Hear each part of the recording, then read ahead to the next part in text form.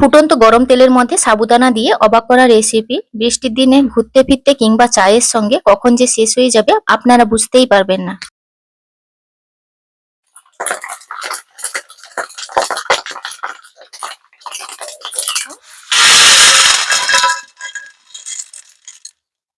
হাতে দিলেই পুরো গুঁড়ো হয়ে যাবে। আপনাদেরকে একটু দেখাচ্ছি, দেখুন, এই যে দেখুন।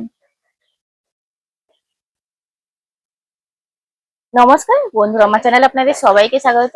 এই বৃষ্টি বৃষ্টি ওয়েদারে হঠাৎ যদি মুখরোচক কিছু খেতে ইচ্ছে হয়, সাবুদানার এই রেসিপিটা ঝটপট বানিয়ে নিতে পারবেন। ঘুরতে ফিরতে কিংবা চায়ের সঙ্গে কখন যে শেষ হয়ে যাবে আপনারা বুঝতেই পারবেন না। খেতে অসম্ভব সুন্দর। চলুন কিভাবে বানাচ্ছি দেখে নেওয়া যাক। একটা বাটিতে 1 চামচ জল নিয়েছি।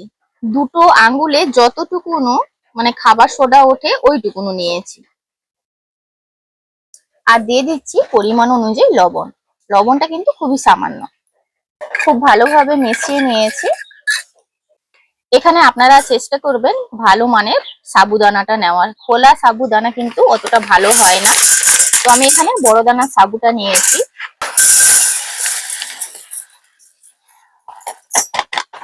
আমি এখানে ভালো মানের বড় দানার সাবুটা নিয়েছি। নুন আর এখানে যে খাবার সোডার মিশ্রণটা তৈরি করে রেখেছি, চামচে করে অল্প অল্প একটু ছড়িয়ে দেব।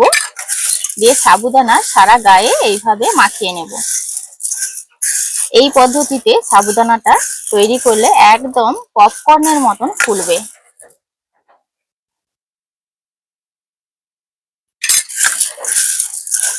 এমন ভাবেই জলটা দিতে হবে যাতে গায়ে শুষে নেয়। এইভাবে করে আমি নুন আর সোডার জলটা মিশিয়ে এক সাইড করে রেখে দেব। যেটুকুনো গায়ে গায়ে জল থাকবে সেটা কিন্তু সম্পূর্ণ শুকিয়ে যাবে। খুব বেশি লবণ জল দেওয়া যাবে না, খুবই সামান্য। দেখুন, এখানে আমি দুটো মিডিয়াম সাইজের আলু নিয়েছি। আলুটা গ্রেট করে নেব।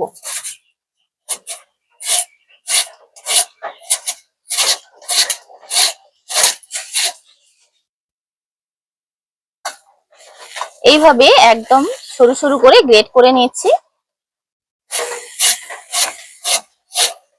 পরিষ্কার জলে 2-3 বার করে ধুয়ে নিয়েছি আলুটা। কড়াইতে দিয়ে দিচ্ছি বেশ কিছুটা তেল। তেলটা হালকা গরম অবস্থায় আমি বাকি উপকরণগুলো ভেজে নেব। এখানে নিয়েছি 1 কাপ বাদাম। চিনে বাদামটা হালকা আঁচে ভেজে নিতে হবে।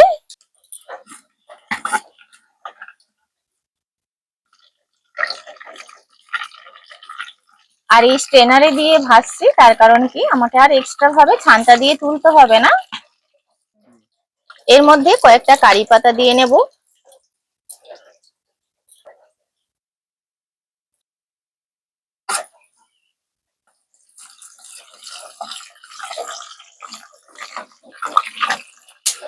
হালকা লাল লাল করে বাদামগুলো আর কারি পাতাটা ভেজে নিয়েছি।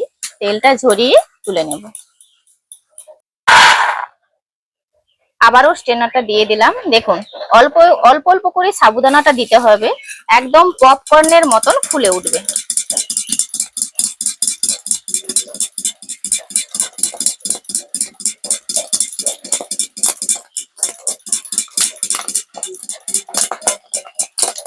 তো আপনারা দেখতেই পাচ্ছেন সাবুদানাগুলো কত সুন্দরভাবে ফুলে উঠছে।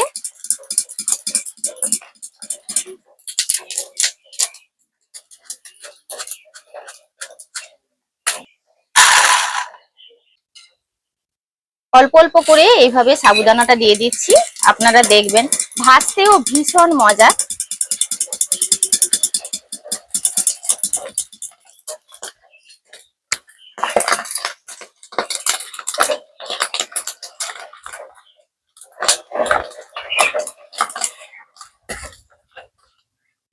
কত সুন্দরভাবে ফুলছে আপনারা দেখতেই পাচ্ছেন। সাবুদানা আপনারাও চেষ্টা করবেন সবসময় ভালো মানের নেওয়া।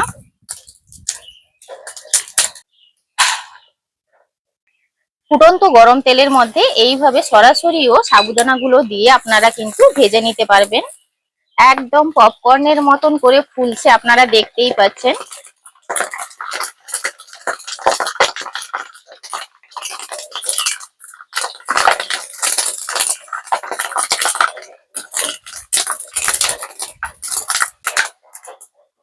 গ্রেট করে রাখা আলুটাও এর মধ্যে দিয়ে ভেজে নেব।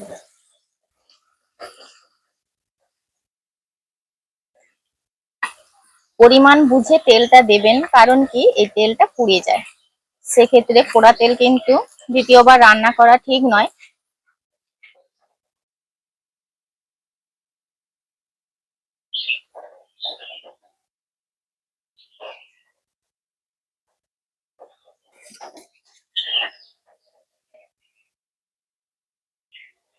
আলুগুলো হালকা করে ভেজে নিয়েছি, এগুলো কিন্তু একটা স্ট্রেনারে দিয়ে অতিরিক্ত তেলটা ঝরিয়ে নেব। এই ঝুরি আলু ভাজাটা দিলে খেতে কিন্তু আরো বেশি ভালো লাগে।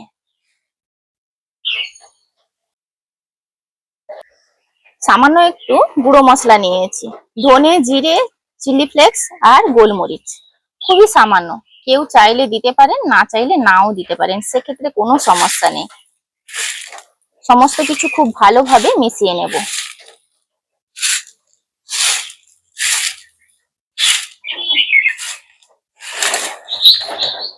সমস্ত কিছু খুব ভালোভাবে মিশিয়ে নিয়েছি।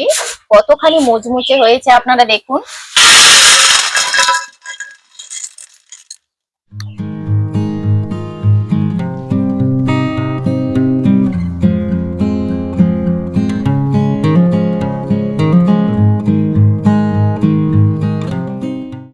হাতে দিলেই পুরো গুঁড়ো হয়ে যাবে। আপনাদেরকে একটু দেখাচ্ছি, দেখুন, এই যে দেখুন। আপনারা দেখলেন কত সহজে এই সাবুদানার স্ন্যাক্সটা বানিয়ে ফেললাম। বৃষ্টি বৃষ্টি ওয়েদারে চায়ের সঙ্গে কি যে অসম্ভব খেতে লাগে, আপনারা অতি অবশ্যই ট্রাই করবেন। এইভাবে তৈরি করবেন, দেখবেন একদম পপকর্নের মতন ফুলবে।